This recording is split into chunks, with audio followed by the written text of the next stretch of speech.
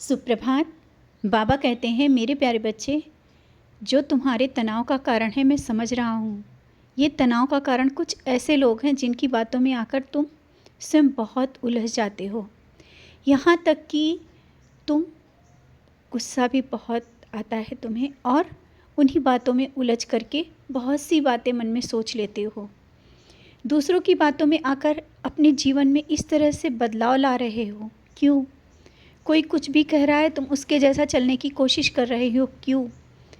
तुम स्वयं में क्या हो ये पहचानो, और पहचानने की कोशिश करते हो, फिर भी बीच बीच में उन लोगों के बातें और उनके कुछ बर्ताव ऐसे हैं जो तुम्हें बहुत दुख पहुंचा देते हैं। मैं उस पल तुम्हारे साथ रहता हूं, देखता हूं, और तुम सोचते हो जैसा वो लोग बोल रहे हैं उस तरह से बनने की कोशिश करें।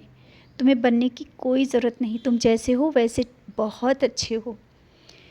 बदलाव लाना है तो बस तुम्हें अपने जीवन में जो तुम्हें सही लगे वो बदलाव लाओ, किसी के कहने पर नहीं। तुम्हारा जीवन तुम्हारे लिए है, किसी दूसरे के लिए नहीं।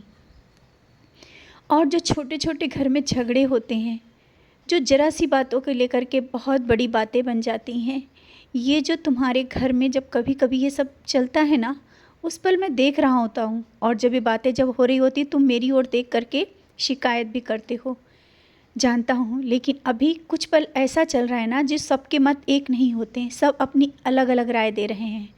और अलग अलग राय होने से कोई एक बात नहीं कहता, और सबको गुस्सा भी बहुत आता है।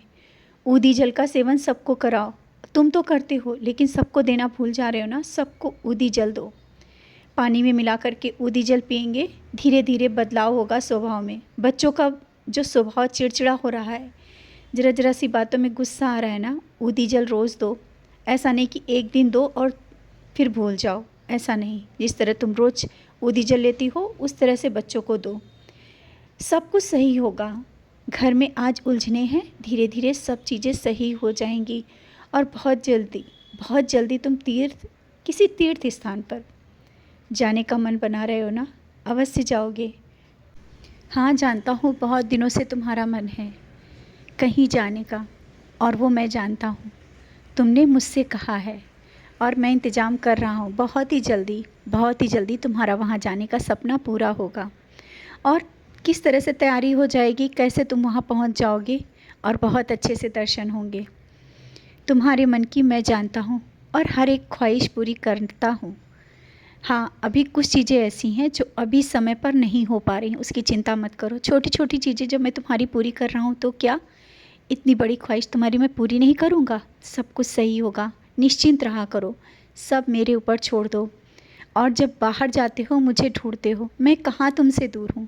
मैं तुम्हारे हृदय में वास करता हूँ और हर पल साथ रहता हूँ।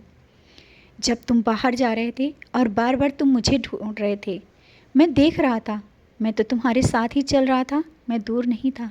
उस पल मैं तुम्हारे साथ था और मैंने दर्शन दिए। जब जानता हूँ तुम बहुत परेशान हो जाते हो, थोड़ी देर भी मुझे नहीं देखते हो, मैंने तुम्हें दर्शन दिया।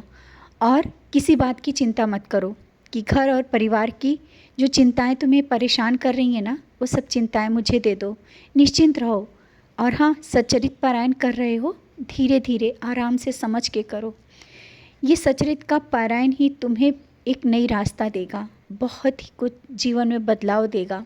धीरे धीरे देखना, तुम्हारे जीवन का बदलाव तुम नहीं सब देखेंगे और आश्चर्यचकित होंगे कि सब कुछ कैसे बदल गया, कैसे सब कुछ अच्छा हो गया। सब बहुत अच्छा होगा।